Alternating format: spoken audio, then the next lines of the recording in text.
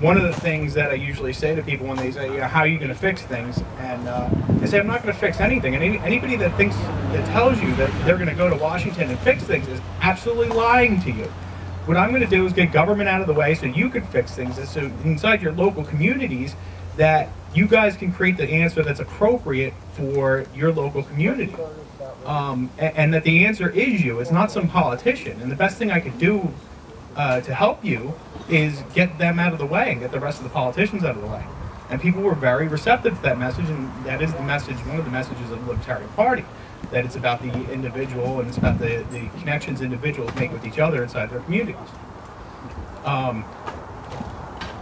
And you would be surprised how excited, people didn't ask anything after that. They didn't ask how I felt about, most of the time, Second Amendment issues. They didn't ask about how I felt about free or anything. But once you said that to them, which was somewhat vague, but it was the truth, they were happy to sign and they wanted to, see you do well. So just these little pieces of libertarianism, offering these to people, it gives them, inspiration and hope. So it was great being out there and doing that.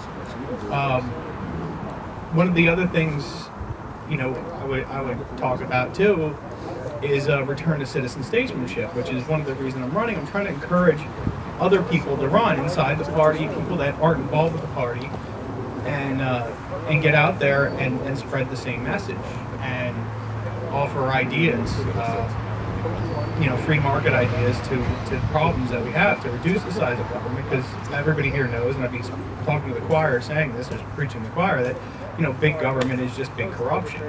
It's always going to lead that way because of the simple truth that power corrupts and absolute power corrupts absolutely. Again, people were very receptive to this message. So with that, you start asking, well, what are your chances of winning? Well, it's not about winning the battle of this election. It's about winning the war, and it's about reaching out to more and more people. It's about growing the party. So that's what my campaign is really about. It's about getting us on the ballot, getting the message out there, encouraging more people to join the party, encouraging more people to run. It's not a failure if the party grows. If I lose my election, and chances are Cory Booker will be our next senator from New Jersey, but other people see what I'm doing and they join the party and they start spreading the message, it's a victory. It's a long-term victory, that we're looking for, and the victory is spreading the ideas of liberty. The victory is this shirt here, that everybody understands that freedom's the answer. What's the question? Whatever you have a problem with, whatever the problems are inside the community, freedom can answer that question, and that's one of the tenets of libertarianism.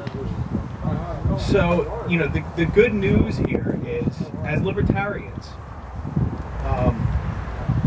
our mission is this: the country was founded on principles of liberty. And I was out at Freedom Festival with Doreen campaigning the other day, and the name of the festival was Freedom Festival. I saw this guy wearing a shirt. It said American Liberty 1776, and I couldn't help but think of, as he's standing across from the Libertarian Party table and not walking over to us and engaging us, but I couldn't help but think, does this guy really understand what freedom and liberty is?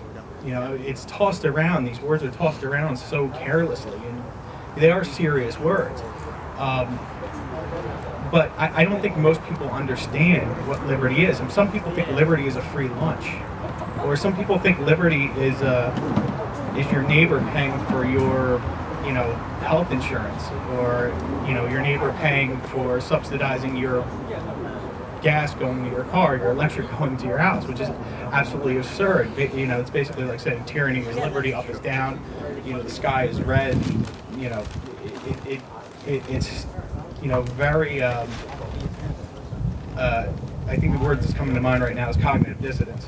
So there's a problem out there of education, and the fire of liberty is very dim right now. It's very low.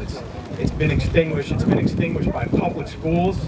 I think is the one big thing that comes to mind. It's extinguished by destroying the Constitution, destroying the Bill of Rights. Actually, is better than saying destroying the Constitution. It's been extinguished by drones, by foreign intervention, by destroying free speech. It's been extinguished by many things, and it's very dim right now. But we all have to remember, as individuals, as individuals, we are all sparks. We're all sparks of liberty, and sparks will turn into flames, and it will reignite that fire.